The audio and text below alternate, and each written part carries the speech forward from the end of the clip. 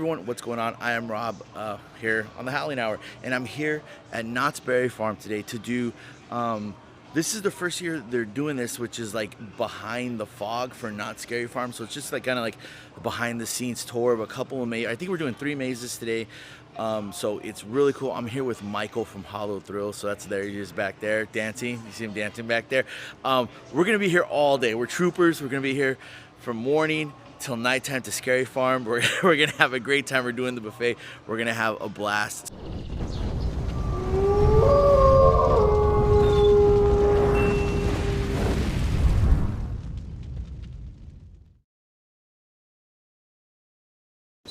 Bodies, bones, and blood for Halloween haunt was started by berries and chicken. That's a weird idea, but it's how it happened.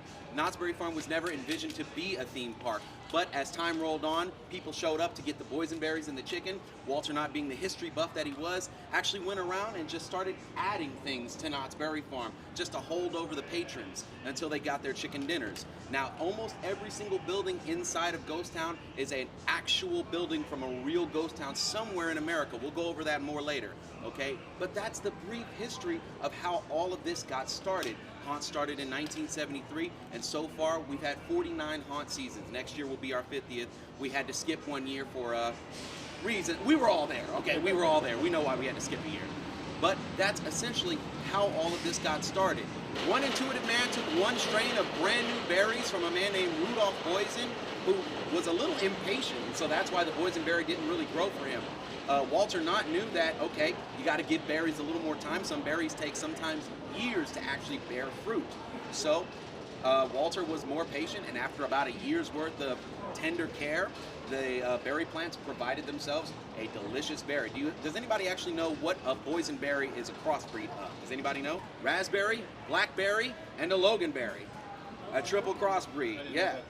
That's why they're so delicious. That's why they're big, delicious. Okay, go out and come back for the weekend. Well, one weekend the men didn't show back up, and more men started disappearing as they went out to mine more. And so there became a mystery of the town. All the men, the brothers, the cousins, the uncles, the fathers, the grandfathers, disappearing. Now it is your job to go find out why they're disappearing. You have to go into the depths. We have our sea captain who will be talking during the opening of the maze, and he'll be basically telling you the same story that I'm telling you. Now we also have a shark right here. It's a prop that we had years ago in the boardwalk area. The shark didn't have such dramatic teeth, but this is also a bit of our homage to the old shark that was hanging at Universal Studios, the Jaws prop. It's a bit of an homage to that. We here at Knott's Berry Farm, we love movies, and Jaws is one of our favorite movies, and that's why we named this place Amity Cove. We have some of our boiler room pieces right here. This one, I believe, came from the actual Timber Mountain log ride, and this cot right here was used in, I believe, Asylum Lockdown. So we have a few Easter eggs in here and a few nods to our attractions and some of our other mazes that we've had back here. But I do want to show you guys one effect. Go ahead and wait right there, everybody. These straps are basically meant, they would be painted to simulate the bars, and whoever's popping out of here is either scared enough, strong enough, or angry enough to bend the bars. And so that's how we pop out at people really quickly. And so everybody go ahead and walk around to the other side. Our eel friend. He's an Italian eel. We know that because it's amore. Actually a photo op room, so if anybody wants to take any photos right now, TikToks, Instagrams, anything like that, feel free. Does anybody want to do any of that? Yeah. Go ahead, please. The effect of it being hard, just giant solid bone. If you ever knock on it, it is obviously styrofoam. Right here, we have a reference to our maze's creator, John Cook. Plague, Black Plague, I believe, is the name of his band, or Dark Plague. I can never remember the name of his band. But John Cook also was one of the innovative creators for not only mazes like The Depths and Infected Special Ops, he's also a co-creator, I believe, of Call of Duty, the game. So we've got someone famous in our in our pantheon of monster makers. All right, everybody. Now, if you have any problems with balance, I will gladly walk you into the next room. But if you don't, please come right in. This room is actually leaning a little bit. We're trying to simulate a sinking ship. This right here is a reference to a former haunter, a fallen haunter, Nelson Lee. His number was 88 for his jersey, so that's our reference to him, just to let him know we're always thinking about him.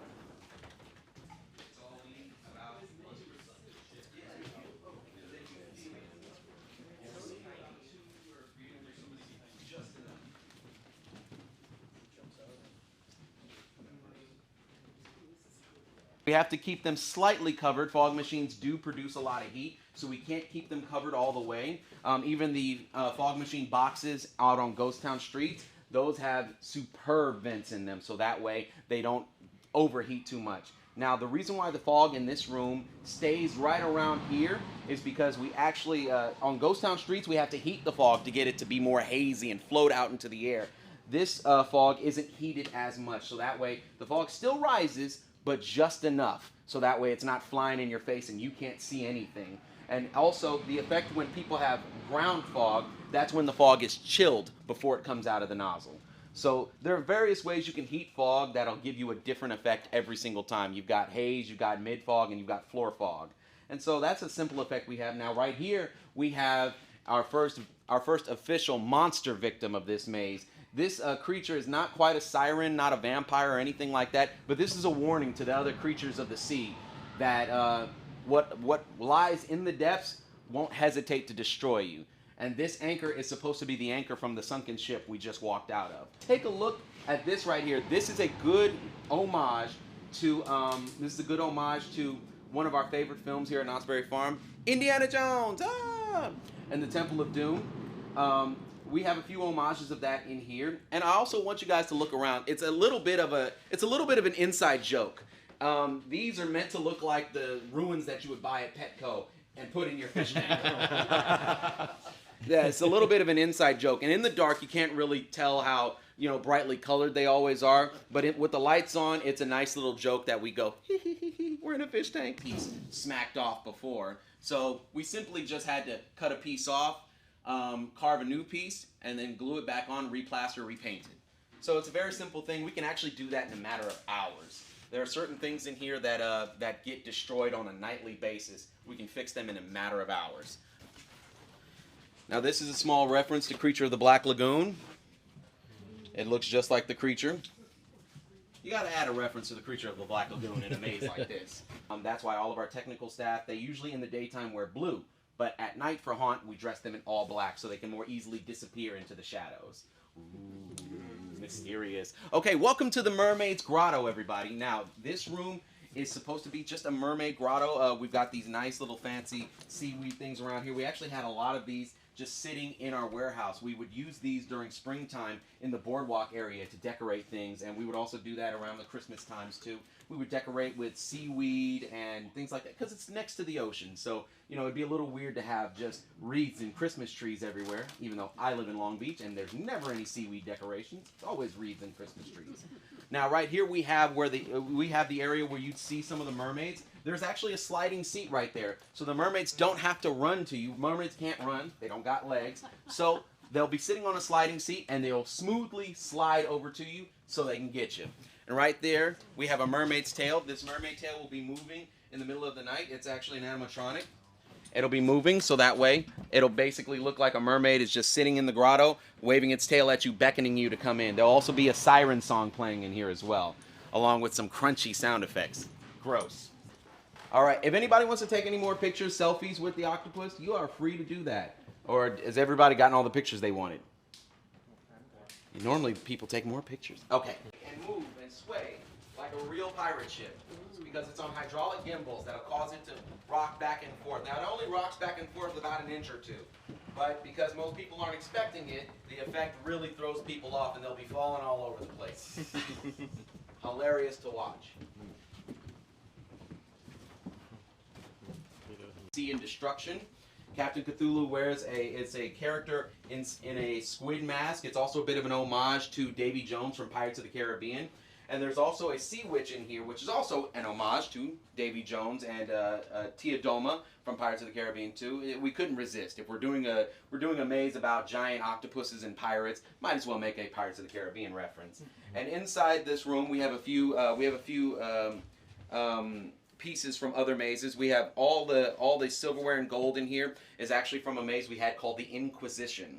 about the Spanish Inquisition. This lamp right here is actually from the Timber Mountain log ride. This lamp would be hanging either in the queue or it'd be hanging on the wood posts right after you come down the big hill. This map has a ton of references in it to the park and the creators of the mazes themselves. Right over here we have Matt's cabin, which is a reference to it's a reference to Calico River Rapids. Matt is one of the production designers here, and we also have a small reference here called Knott's Lake. If anybody remembers, back in the day, Knott's Berry Farm used to have a substantial sized lake right where Silver Bullet's sitting now. It's actually where we used to have the church that's across the street used to be sitting on a little island in that lake that you could walk out to. We even had a few boat rides out there as well over the history of the park.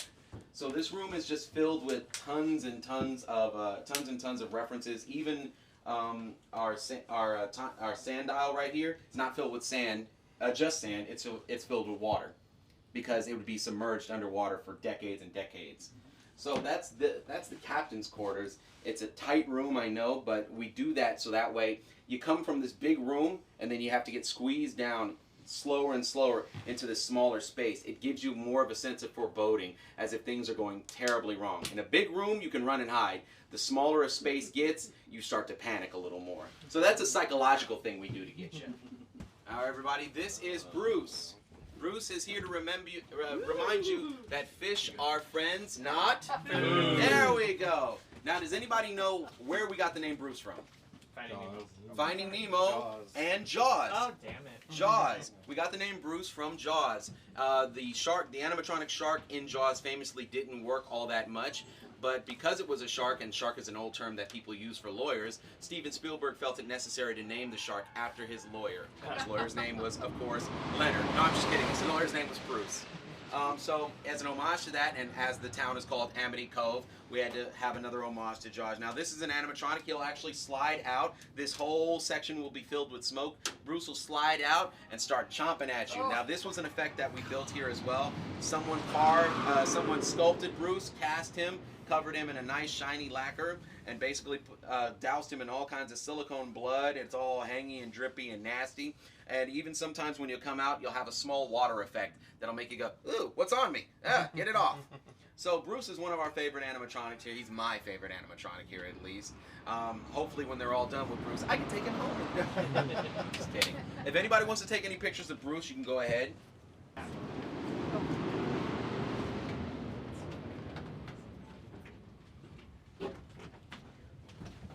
Reuse any of the infrastructure. I think just the moving room is something that they did sort of reuse. That's the only thing about that. But as far as voodoo was, I loved that maze. Yep. If anybody actually knows, Papa Legba is actually a real Voodooan deity.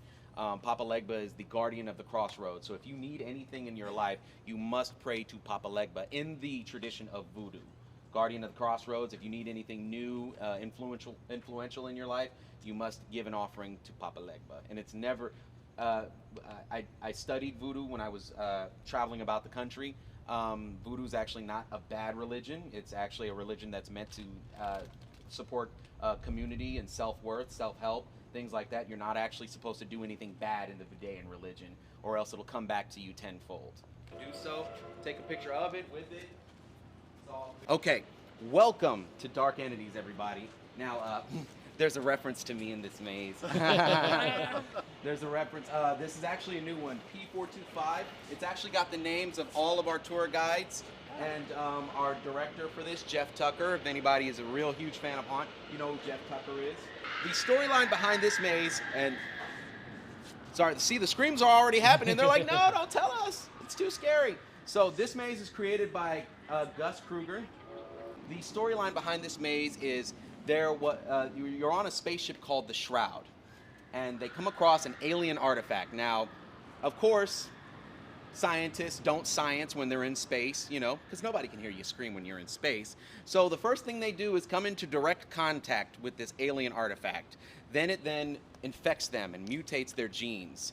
And unfortunately, the entire crew is infected, and you are sent into space through a sort of portal hole into the Shroud spaceship to try to save as many crew members as you can. Because this is a haunted maze, Unfortunately, that doesn't happen. Now you're trying to save yourselves and make it back to Earth while blowing up the shroud to make sure that no one else has to suffer with this horrible fate. So the backstory behind this interesting gentleman right here is that he's a robot who hates his purpose. So he literally, if you walk through here and you listen carefully, you will hear him talking about how much he hates his job. So he's a robot who hates his sole purpose of existence. And if you even come past any of these, you'll look and see there are names of creative directors, designers, set dressers on all of these. And I believe there is a celebrity name on one of these. I can never remember which one. Jean-Claude Van Damme.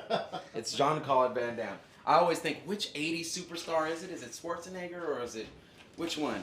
So Jean-Claude Van Damme is always on there, and he's always cleared outside of baggage claim to board the ship immediately, because who's going to stop him? All right, so if you ever come by any of these as well, these will set off effects. These are hand sensors. If you touch these will set off plenty of effects for you. This one, I believe, sets off a lighting effect that'll talk about the baggage area has too many bags in it or something like that.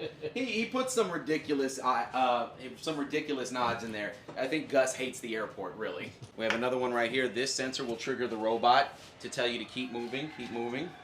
Infected Special Ops, you'll recognize these weapons. These weapons are from Infected Special Ops. We spend a lot of money on them, so we're going to use them as many times as we can. We're going to fit them into anywhere we can, all the time. Now, Gus wanted me to tell you guys a very important fact about this gentleman. It's not that his arm got ripped off of his body, it's that he got ripped off of his arm. This is literally a prop that Gus wanted, because Gus is a funny man, and he just likes putting little jokes like this. So an interesting thing about how we make props like this, sometimes we'll take molds of our actors or even anybody who volunteers to do it. Sometimes it's even our technical staff, even people from our offices who do all the paperwork. We'll say, hey, do you want to be a dummy in one of the mazes? And sometimes they'll go, I'll pass. And then other times they'll go, yeah, dude, yeah, definitely. Turn me into a dummy and rip me apart. So that's what we'll do with some of these. That's why they look so realistic. They're actually based on an actual face. Now, I don't know whose face this actually is, but whoever it was did at least a chest up casting. The rest of it is actually from another dummy. But all of the bones and skeleton and all of that kind of stuff, this is all a special sort of silicone rubber that we paint this sort of wet blood-looking type of texture. And essentially, it gives you the feeling that this is always gooey and this is fresh and you're in trouble. Now, when we have guts and stuff like this is actually the same material that we use to paint him like this, but this is actually rope that we just painted to look like that. It looks gooey, it looks nasty. It's just rope, literally twine. And that's just a quick little effect that we have. We have some of these bugs in here from some of our other mazes or even some projects that didn't even make it all the way through. This particular bug, I believe, was once in a maze we had called Asylum in Wonderland. So this was one of the bugs as soon as you're going through Wonderland. Some of them were not well displayed, so some of these bugs didn't even get seen by an actual person. Then we have his friend over here. As you can see, ate her heart out. These people are mutating severely, and this is the effect of the alien, the sort of alien biomechanical thing. It's what it's doing to them. It's causing them to burst outwards from the inside out. Does anybody else know a movie where people burst outwards from the inside out? No. With aliens in them? No. Can't think of one. Can't think of a single thing. No. Let's go! Yeah, it just triggers lights and some sound effects. So our monster, if they're hooked up properly to this. Also, this whole scene is a grand homage to the Alien franchise. The first Alien film, when the aliens start bursting out of people's chests, that all happened in the dining room. So this is the homage to that. We also have some other small little creatures here. Some small, just weird little creatures that they spattered around the maze because they were just, we had extra body parts laying together, so we decided to cover them in gelatin molds and turn them into freaks of nature. This is also right here a reference to I can't remember. 2049. I can never remember the name of this. I've seen the movie a billion times. Harrison Ford. Blade Runner? Yes, Blade Runner. Oh. I can never remember the name. I can talk about it all day long, but whenever it comes down to looking at the acronym and going, what is that again? Burn notice? Oh, Blade Runner. Yeah, it also references its release date. I know my movies. Oh. And like I said, that kind of stuff happens. People come by and somebody will say, hey, what's up, my G?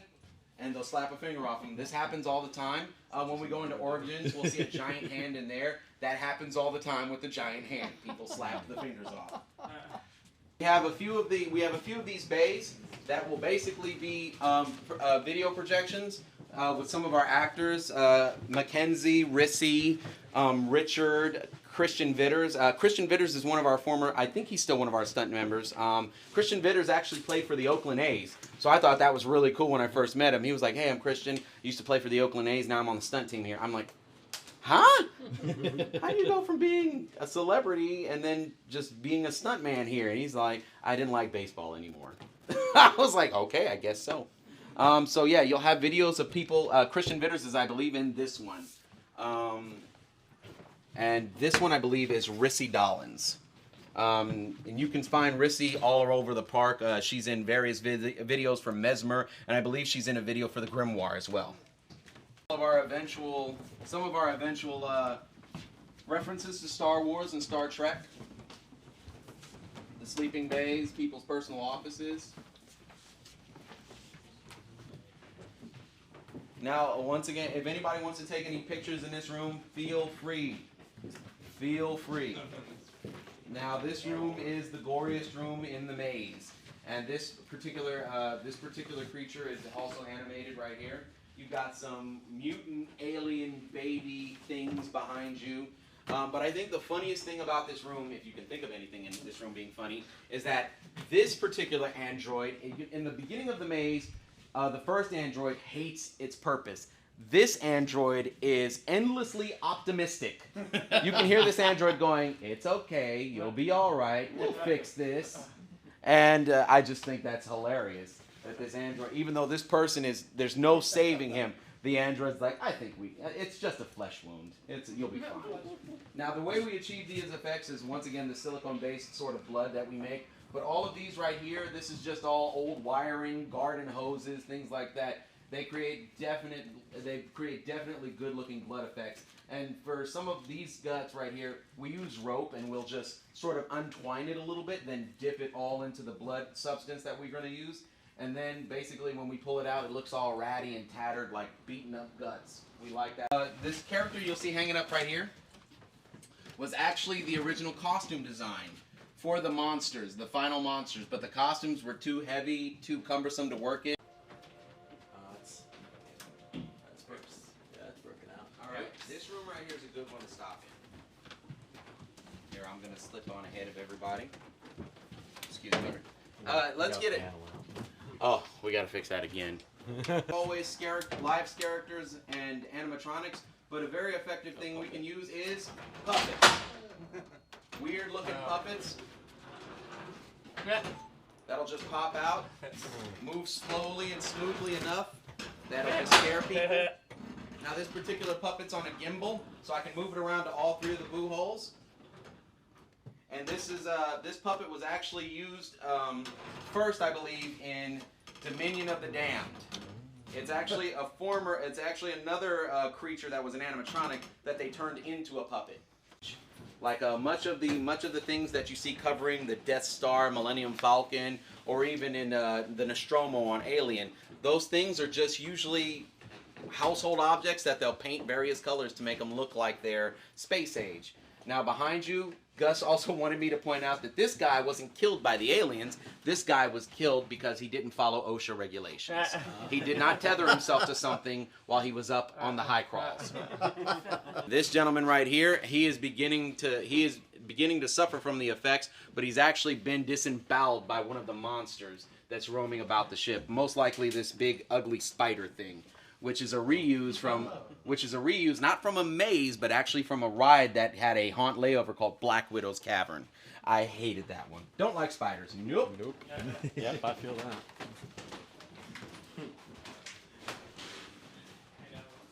Like an armed volcano. Fight the power. Yeah. Now in here we have the lab. Hey. This is patient 0. Why? And this right here is the alien artifact in question. Why would you touch that with your bare hands? I will never know. He's got gloves on. It still did something to him. Why he wouldn't have his mask on or anything like that. But he is patient 0.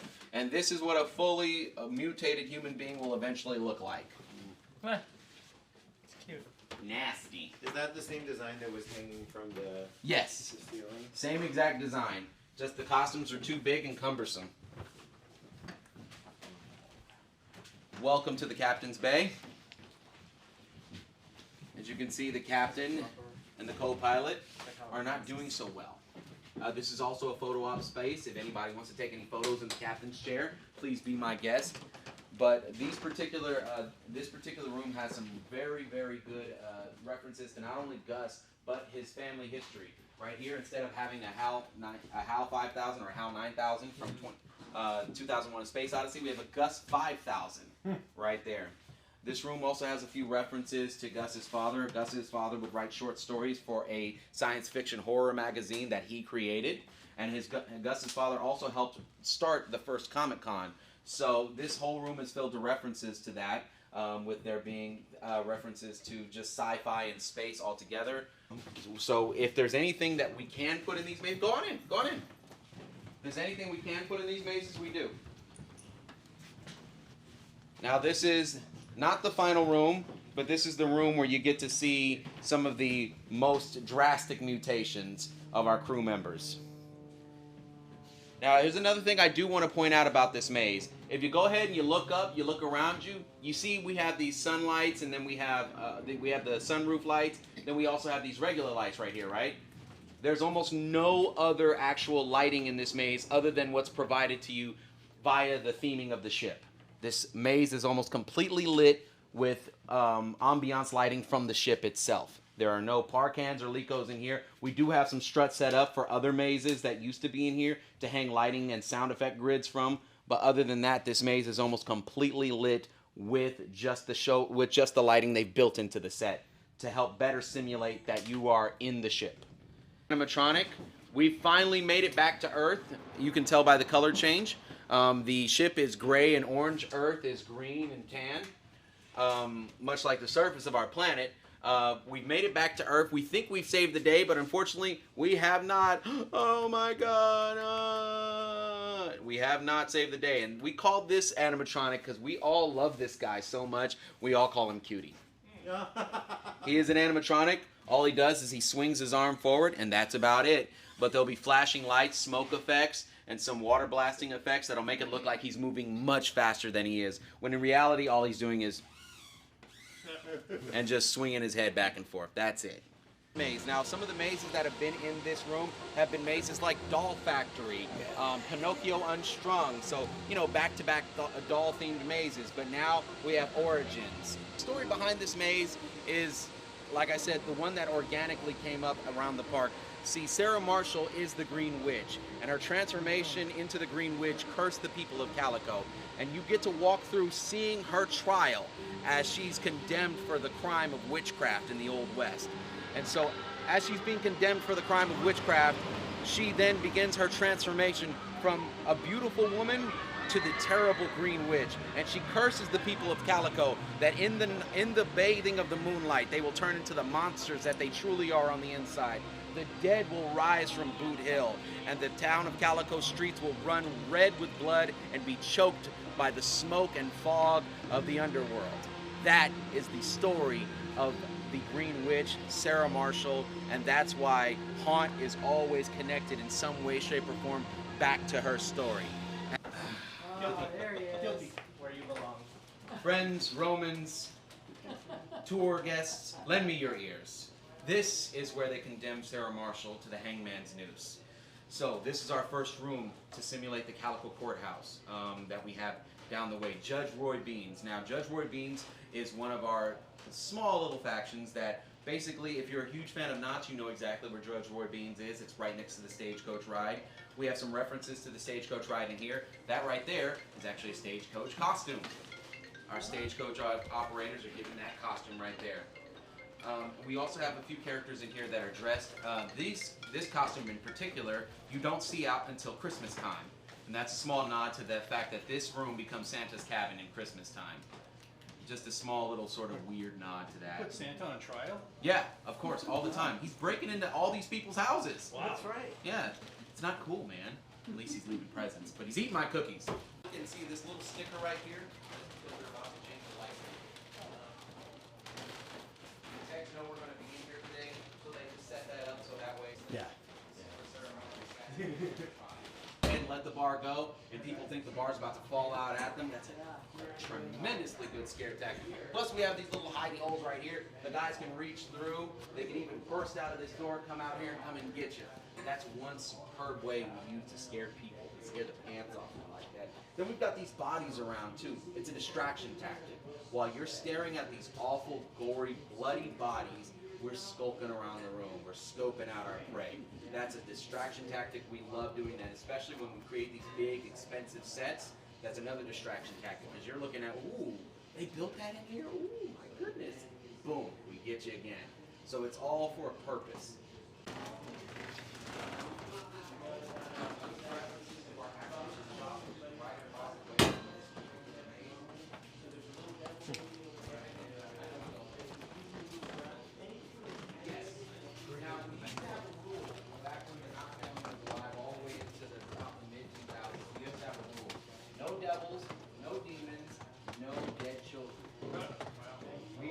Broken that 9 times. These children entire.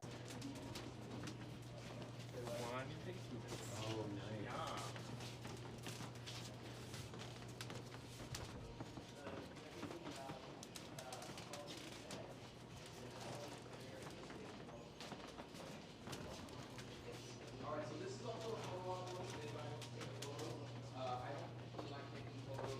and there is a LED screen, a plasma screen right up here that'll shine down through the glass. Now we have one other Pepper's Ghost effect. Well, we had two other Pepper's Ghost effects in the park. We have the Undertaker's office, which is over by Fireman's Barbecue, and we also had the Mystery Lodge. The most famous Pepper's Ghost effect around today in Southern California is, of course, the Haunted Mansion at Disneyland. Oh, I almost choked saying that. So we have that effect right there, and it'll be the Ghost Town Bride. She'll appear above the coffin, and she'll look like she's crawling towards you. And so we'll have water effects, sound like thunder and lightning and flashing lights, and in these windows we will have projections of Calico monsters fighting in a saloon fight. Now this is a real carriage that we made for, this is a real carriage that we built for Dominion of the Damned a few years ago. We got plenty of use out of it for the last few years, and then we decided to bring it right on back for Origins. And if you look down this way, you'll see a mirror at the end of the maze. Now that mirror is a particular type of mirror. It doesn't reflect us very well, especially since it's so high up. We put a lot of stuff in it, so it won't reflect us all too well, but it reflects the rest of this set. So it'll just look like the set keeps going and going and going, like we've built a never-ending ghost town inside of a limited space. So it's a very easy, very simple trick that we pull, just so it makes the space look that much bigger. And the sound effects, lighting, and even the dripping rainwater will add in all of that. It's all about the way. It's not always just about the way you dress the set. It's about the way you expand the world by adding things that a normal setting would actually have.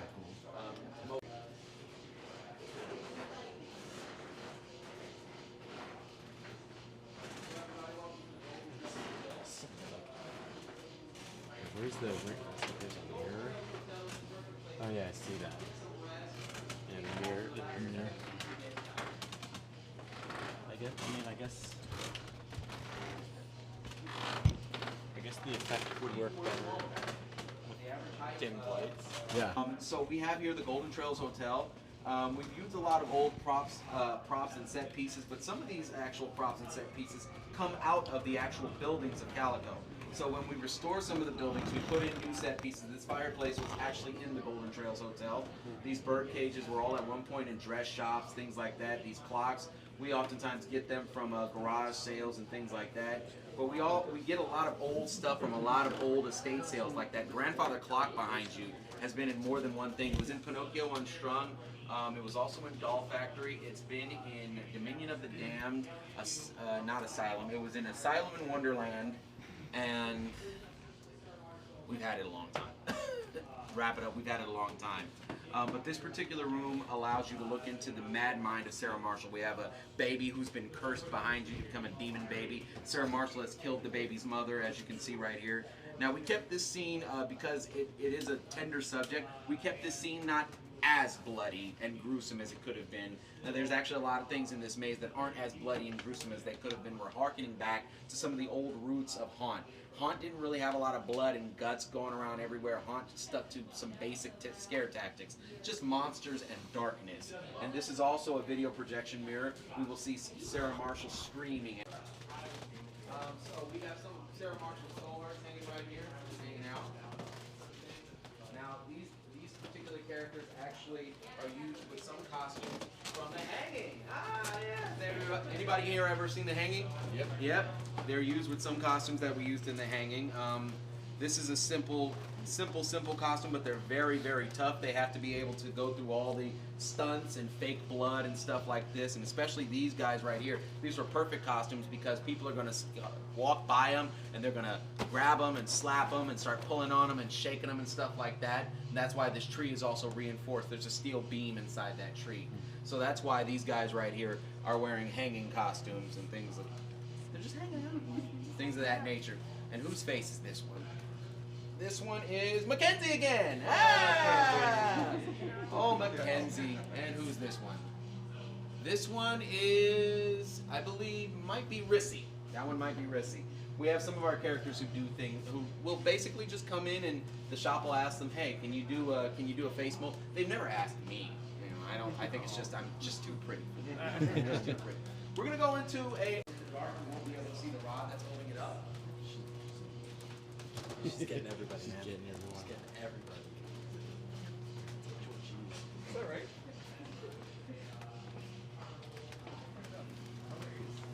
Here at the park, it is a real pumpkin. Real pumpkins can actually stay alive for up to a year as long as you don't carve them. So some of our pumpkins aren't saved over from last year. We typically just buy a bunch of brand new pumpkins, but we buy at least I'd say over 2,000 pumpkins every single year just to decorate Ghost Town alone. The rest of the park requires thousands more. From varying sizes, from the very small, I think some of our biggest pumpkins weigh well over 500 pounds. Cool.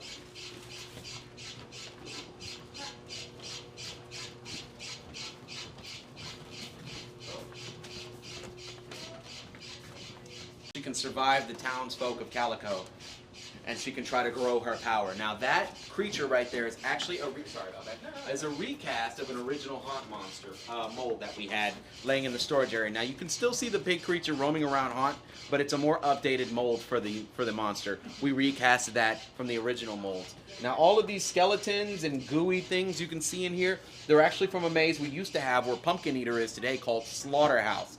Slaughterhouse was just sort of like, has anybody ever seen Tobe Hooper's Texas Chainsaw Massacre? Mm-hmm. We've all seen it, right? Slaughterhouse was kind of a big homage to that sort of hillbilly barbecue. We find people, we catch them, we cut them up, and we serve them to other people. It's sort of a modern day Texas Sweeney Todd. That's the way I like to think about Texas Chainsaw Massacre. I like to add a little more art to it. I'm like, oh, it's just like Sweeney Todd. Now these are the catacombs. The Catacombs. Come on in, come on in. An LED screen behind it, showing you the transformation, a gradation, if you will, of Sarah Marshall, going from being Sarah Marshall to the full-on, full-fledged Green Witch. Now that is where the catawampus would come out at. We have about a 7-foot-tall catawampus who comes out and scares the bejesus out of you. Now the catawampus, we walked by it earlier. I didn't point it out, unfortunately. But the catawampus is one of our animals that Walter Knott created as sort of his weird wood and animals. The catawampus is made out of a few old cactus spines, an old log, and some longhorn horns. And it moves every, I believe, 30 seconds or so. There was only one catawampus. Now officially there was another catawampus added in, I believe, 2018. And now we have our third catawampus in the park. And it's a killer catawampus, and it's 7 feet tall. It's our version of Groot. So come on.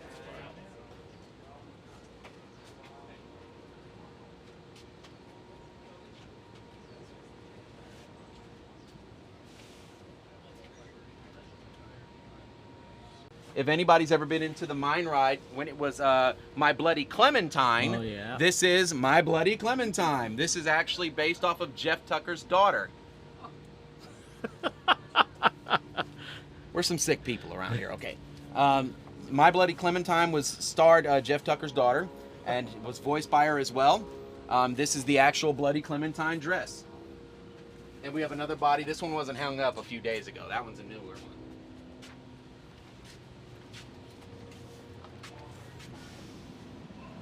Now this particular room is where you would find the Green Witch live in person. Now it is inhabited by all of these static figures and a few actual live actors. Now every single monster in this room is meant to represent an actual haunt monster that you can find out on the streets. So for the first time ever, there are some monsters that you will have doubles of in the park. That almost never happens. There are some characters where only one person will... And back to it. Okay.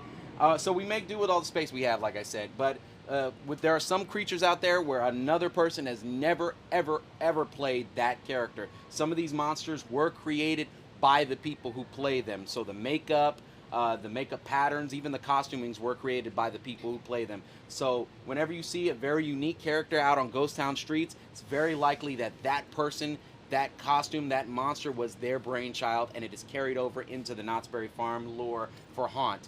Now, the reason why we oftentimes in our mazes do our rocks like this, it's an homage to Bud Hurlbut, the creator of the Calico Mine Ride and the Timber Mountain Log Ride. It keeps all the mazes consistent with the aesthetic of the park.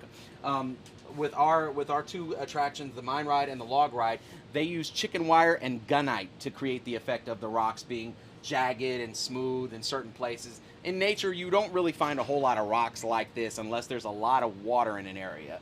Ghost Town is obviously a desert, so you wouldn't have a whole lot of rocks like this. But these are made out of foam, chicken wire, and just a lacquer paint that basically hardens on the outside, so you just can't punch through these things, as people have attempted to do. All the paint was fresh last night. Now people have already started shipping at them. Now, has anybody gotten to go through Grimoire yet? I know a few of you, yes. This is the Grimoire. You saw it first last year in Invitation to Terror. We have brought it here to ask the question, where is Sarah Marshall getting her power from? Is she using the Grimoire to curse the rest of Calico, or is the Grimoire using her? Is the Grimoire really connected to her that much, or is the Grimoire connected to the rest of Knott's Scary Farm as its own little pocketed universe? Sort of a 7 layers of hell thing, you know, or there's supposed to be more layers. I always think of 7 because I like cake. Now, we at Knott's Scary Farm have a weird history with giant hands. We have a lot of mazes and attractions that involve giant hands. This one is a recast from a attraction called Black Widow's Cavern, where we would have a giant hand slowly creep out and sort of reach out for the passengers on the mine ride train. Now that hand was made completely out of polyurethane and styrofoam. So unfortunately, a guest got a little too handsy, smacked the hand, smacked off the pinky finger. And then they were able to reattach it after a couple days, and then someone then smacked off the middle finger. Then after a couple days, someone smacked off the index finger. Pretty soon, the hand was just fingerless. So we would just have a nub reaching out to people after a couple days. So that hand actually still exists. That hand got moved over to Dark Ride. And the hands that have all the knives sticking out of it, that's where they got some of the inspiration for that. Because people just kept knocking fingers off of the hands. We've always had just a weird fascination with this kind of stuff. So as you walk past this giant effect, it'll reach out and grab you. Now this one's not made out of styrofoam and polyurethane. This one's made out of foam and rubber and latex. So even if it does make contact with you, it's soft. It's not going to hurt you. So if you do want to walk past the hand, give it a little high five, feel free. Be my guest. Now these are meant to signify Sarah Marshall's power. That's why the stone is much different from that of the stone of Calico. Helps to signify Sarah Marshall being the antithesis of the good people of Calico. So we did the Beyond the Fog tour this morning, and me and Michael have been gallivanting around Knott's Berry Farm riding rides, and I'm gonna die. I feel like he's fine. But anyways, we did the Beyond the Fog tour where we got to go and see behind the scenes of the depths and what were the other ones? Origins and Dark Entities. You know, for me, I enjoyed it because, you know, I've gone through these mazes for several years now, and just to see the behind the scenes of it, and, you know, when you're going through and, you know, all the effects and the characters are you know, in full effect, you don't really get to spend time in each room and kind of look at all the details that, you know, the workers and everyone's just kind of put into the mazes. And with this behind the scenes tour, that's what we got to do. We got to take pictures, we got to record, and it was just really interesting. And then our tour guide was very you know, knowledgeable about the different just different props that they pulled from other mazes or different parts of the park. You know, he had just a vast knowledge of the roller coaster going by. That's Jaguar, by the way. He had a vast knowledge of just, you know, each maze in detail, and it was just rare. The whole experience was very interesting. You know, if you can check out the Beyond the Fog tour, I definitely would recommend it, especially if you're a die-hard fan and you know, you like the details of these events. That's something I think you would really enjoy, and, you know, just kind of like put a little cherry on top of the haunt season, especially if you're going to come to Knott's Berry Farm. Anyways, if you like this video, hit that like button. I truly appreciate it. It helps me, helps the channel grow. If you have not subscribed to the Howling Hour, hit that subscribe button with the bell notifications on so you get informed anytime I post a video, because you want to know when I post videos, because I post videos not too often. So when I do, you want to know when it's going up. Anyways, thanks for watching, and remember, run with the pack.